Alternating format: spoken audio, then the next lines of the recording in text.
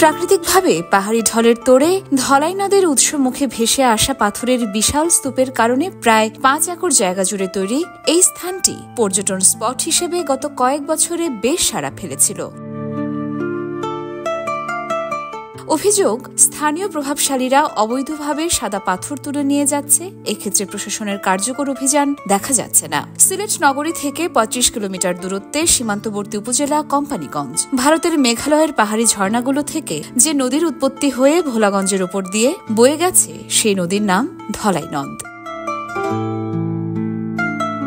পাহাড় থেকে ঝর্ণার পানির স্রোতে এই নদী বেয়েই সাদা পাথর নেমে আসে। ধলাই নদের উৎসমুখের এই জায়গার নাম ভোলাগঞ্জ 0 পয়েন্ট। 12 বছরে মূলত পর্যটন কেন্দ্র হিসেবে বেশি পরিচিতি পেয়েছে। কারণ হিসেবে যাতায়াত ব্যবস্থার উন্নতির কথা তুলে ধরেন। কারণ হিসেবে বলা যায় যাতায়াত ব্যবস্থার উন্নতি। 2012 সাল থেকে মূলত এই স্থানটি পর্যটন স্পটে পরিণত হয়। সিলেট থেকে ভোলাগঞ্জের রাস্তা একসময় খুবই খারাপ ছিল। পাথর পরিবহনের কারণে সিলেটের সবচাইতে খারাপ রাস্তা ছিল সিলেট টু ভোলাগঞ্জের রাস্তা। কিন্তু রাস্তা ভালো হওয়ার পরে সিলেট শহর থেকে সাদা পাথর নামে পরিচিত ওই স্থানে যেতে মাত্র 40 মিনিট সময় লাগে। কোনো পর্যটক যদি মনে করেন সিলেট শহর থেকে নানা স্থানে ঘুরবেন, তাহলে সাদা পাথরে আসতে তার মাত্র 40 মিনিট সময় লাগবে। এ কারণে রাস্তা ভালো হওয়ার পর পর্যটকরা হুমড়ি খেয়ে পড়ে এখন এই জায়গায়। টুরিস্ট স্পট হিসেবে পরিচিতি পাওয়ার সাথে সাথে মানুষের ভিড় হয় প্রচুর। ভোলাগঞ্জ থেকে সাদা পাথর তুলে নিয়ে যাওয়ার বিষয়ে আদালতের নিষেধাজ্ঞা রয়েছে। এমনকি লিজও দেওয়া হয়নি ওই স্থানে। স্থানীয়রা জানান, ওই স্থানের 100 মিটারের মধ্যে অবস্থিত বিজিবি ক্যাম্পের কাছে শুধুমাত্র সাদা পাথর এখন অবশিষ্ট রয়েছে। বিজিবি ক্যাম্পের পূর্ব দিকে এই সাদা পাথর পর্যটন স্পট অবস্থিত। এরই মধ্যে গেল সোমবার সাদা পাথর লুট বন্ধ করতে প্রশাসন ও আইনশৃঙ্খলা বাহিনী অভিযান পরিচালনা করে। যেসব নৌকায় করে পাথর তুলে নিয়ে যাওয়া হচ্ছিল, সেগুলো অকার্যকর করে দেওয়া হয়। গতকালের অভিযানের পর মঙ্গলবার আর কেউ পাথর লুট করতে সেখানে যায়নি বলে জানা গেছে।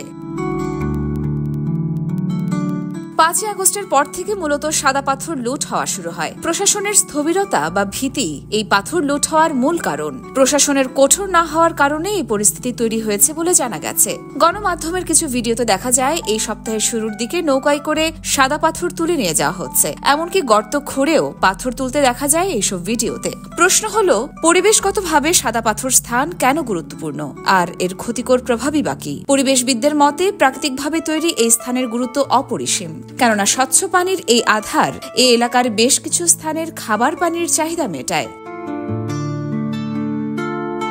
প্রথম গুরুত্ব হচ্ছে, এই পাথরগুলো যেখান থেকে ন্যাচারালি আসে, ওখান থেকে পানি প্রবাহের ভয়ঙ্কর রকমের তোড় তৈরি হয়। মানে পানি প্রবাহের তীব্রতা বেড়ে যায়। যেখানে তোড় বেশি সেখানে পাথর জমে। পাথরের কাজ হয় ওই তোড়ের পানিটাকে ভেঙে ভেঙে টুকরো টুকরো করে তার গতিকে নিয়ন্ত্রণ করা। এটি একটি প্রাকৃতিক ধাপ।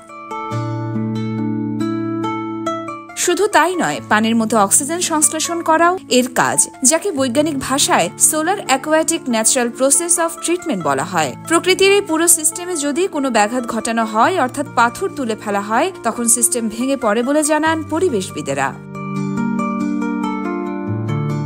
এইসব ধ্বংসাত্মক কার্যক্রমের কারণে প্রকৃতিগতভাবে অন্যান্য ক্ষতি তৈরির অভিঘাত সৃষ্টি হয়।